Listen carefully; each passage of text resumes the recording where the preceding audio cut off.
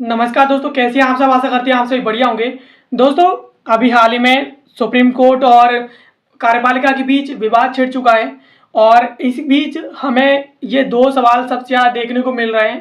पहला है कि क्या सुप्रीम कोर्ट भारत के राष्ट्रपति को आदेश दे सकता है कोई भी काम करने के लिए, और उसके साथ साथ दूसरा है कि क्या सुप्रीम कोर्ट के द्वारा अनुच्छेद 142 का दुरुपयोग हो रहा है। तो आज की इस वीडियो में हम खासकर इन दोनों सवालों पर चर्चा करने वाले हैं और इन्हीं दोनों सवालों का आपको जवाब देने वाले हैं, और इसे आप अपने एग्ज़ाम के दृष्टिकोण से, मेंस के प्रेफरेंस से आप इसे प्रिपेयर कर सकते हैं, जो कि आपके एग्ज़ाम के लिए बहुत ही ज़्यादा इम्पोर्टेंट है। दोस्तों, मेरा नाम है सचिन और मैं कंसीडर आईएएस की एक और नई वीडियो में आप सभी का स्वागत करता हूं। सुप्रीम कोर्ट ने हाल ही में एक ऐतिहासिक फैसला सुनाया है, जिसमें सुप्रीम कोर्ट ने कहा है कि राष्ट्रपति हो या राज्यपाल, दोनों के लिए विधेयकों को मंजूरी देने के लिए समय निर्धारित किया जाना चाहिए। यानी सुप्रीम कोर्ट ने कहा है कि चाहे राष्ट्रपति हो या फिर राज्यपाल, दोनों की स्थिति एक जैसी होती है। राज्यपाल की स्थिति राज्य में होती है राष्ट्रपति की तरह, और राष्ट्रपति की स्थिति किसी राष्ट्र में होती है। अब सुप्रीम कोर्ट का कहना है कि दोनों के लिए एक निर्धारित समय सीमा बनानी चाहिए, ताकि दोनों उस समय सीमा के अंदर अंदर विधेयकों को मंजूरी दे सकें, उन्हें लंबित ना रखें।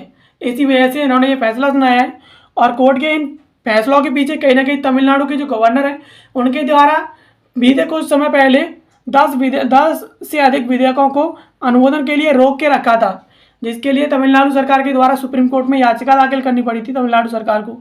यानी इस फैसले को सुनाने के पीछे, सुप्रीम कोर्ट के इस फैसले को सुनाने के पीछे कहीं ना कहीं ये कारण भी हो सकता है कि अभी हाल ही में तमिलनाडु सरकार के जो गवर्नर है तमिलनाडु के, उनके द्वारा 10 से अधिक विधेयकों को अनुमोदन के लिए रोक के रखा था। ना ही उन्हें अनुमोदन दिया था और ना ही उसे उसमें संशोधन के लिए वापस भेजा था।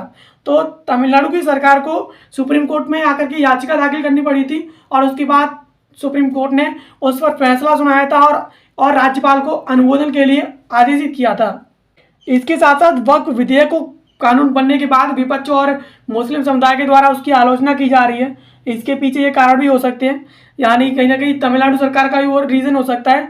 और अभी हाल ही में वक्फ जो विधेयक था उसे कानून बना दिया गया है, और ये लोकसभा, राज्यसभा और राष्ट्रपति महोदया के अनुमोदन के बाद इसे अब सुप्रीम कोर्ट में चुनौती दी गई है। तो इस वजह से भी सुप्रीम कोर्ट ये फैसला ले सकता है। और वहीं कोर्ट सरकार ने भी कोर्ट के इस आदेश की आलोचना की है। यानी सुप्रीम कोर्ट ने जो आदेश सुनाया है वो वर्तमान रूलिंग गवर्नमेंट के द्वारा भी उसकी आलोचना की गई है, और इसके साथ साथ खुद जो उपराष्ट्रपति सर हैं हमारे, उनके द्वारा भी सुप्रीम कोर्ट के इस आदेश की कड़ी से कड़ी आलोचना की गई है। उन्होंने सुप्रीम कोर्ट को सुपर संसद की संज्ञा दी है तथा कहा है कि हमारे पास न्यायाधीश इसलिए हैं ताकि वह कानून बना सकें और उन्हें लागू कर सकें, और इन पर उनकी कोई जवाबदेही भी नहीं होगी और ना ही ये कानून उन पर लागू होते हैं। यानी जो उपराष्ट्रपति महोदय हैं, उनके द्वारा कहा गया है कि सुप्रीम कोर्ट वर्तमान में एक सुपर संसद बन गया है, और हमारे पास सुप्रीम कोर्ट में न्यायाधीश सिर्फ इसलिए बिठा रखे हैं कि वो किसी भी कानून को बनाएं और उसे लागू करें, और इसके लिए वो किसी भी तरह से जवाबदेह भी नहीं है, और ना ही वो कानून जो बनाएंगे, ना ही वो कानून उन पर लागू होते हैं। उन्होंने अनुच्छेद 142 को सुप्रीम कोर्ट द्वारा कार्यपालिका यानी भारत की राष्ट्रपति के खिलाफ उपयोग किए जाने वाला एक न्यूक्लियर वेपन बताया है, जिसका दुरुपयोग वर्तमान में न्यायपालिका कर रही है। यानी उपराष्ट्रपति महोदया का कहना है कि अनुच्छेद 142 है, जो कि वर्तमान में सुप्रीम कोर्ट के द्वारा उपयोग किया जा रहा है और भारत का लोकतंत्र का गला घोंट दिया जा रहा है, और जो राष्ट्रपति महोदया है उनके खिलाफ ये एक न्यूक्लियर वेपन की तरह उपयोग किया जा रहा है, और इसका उपयोग जो न्यायपालिका है वो कहीं ना कहीं इसका दुरुपयोग कर रही है। अब अनुच्छेद 142 भारतीय सर्वोच्च न्यायालय को यह शक्ति देता है कि वह पूर्ण न्याय करने के लिए कोई भी आदेश, निर्देश या फैसला दे सकता है, चाहे वो आदेश, निर्देश या फैसला किसी व्यक्ति विशेष या कार्यपालिका के खिलाफ ही क्यों ना हो। यानी भारत का संविधान का जो अनुच्छेद 142 है वो भारतीय संविधान के तहत सर्वोच्च न्यायालय को ये शक्ति देता है कि वो पूर्ण न्याय के लिए कोई ऐसा आदेश, निर्देश या फैसला दे सकता है जो चाहे वो किसी व्यक्ति के खिलाफ हो या फिर कार्यपालिका के खिलाफ क्यों ना हो। सुप्रीम कोर्ट के पास यह शक्ति हर स्थिति में कायम रहती है, और इसीलिए यह प्रावधान सुप्रीम कोर्ट को हर स्थिति में सबसे अधिक शक्तिशाली भी बनाता है। यानी ये कहीं ना कहीं प्रावधान है, ऐसा प्रावधान है जो सुप्रीम कोर्ट को बहुत ही ज़्यादा मोस्ट पावरफुल बनाता है। और हाल ही में जो उपराष्ट्रपति महोदय हैं जगदीप धनखड़, उन्होंने इसी अनुच्छेद में संशोधन करने पर जोर दिया है ताकि सुप्रीम कोर्ट भारत की राष्ट्रपति पर उंगली ना उठाए और ना ही भारत की कार्यपालिका पर उंगली उठाए। और इसमें संशोधन कर दिया जाएगा तो उसके बाद सुप्रीम कोर्ट की इस शक्ति को खत्म कर दिया जाएगा।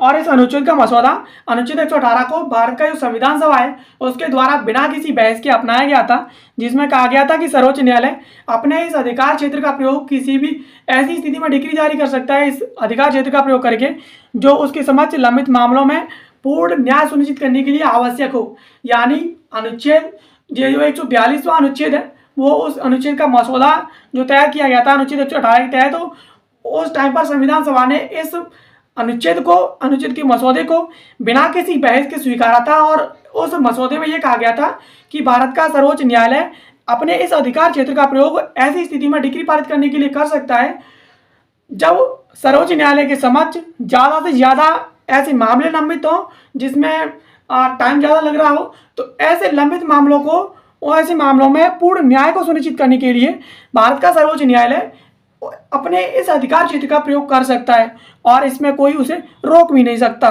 तो दोस्तों इस वीडियो में हमने समझा कि अभी हाल ही में सुप्रीम कोर्ट के द्वारा अनुच्छेद 142 का प्रयोग किया गया है, जिसकी सरकार के द्वारा, वर्तमान सरकार के द्वारा और विपक्ष के द्वारा और वर्तमान में कड़ी आलोचना की जा रही है।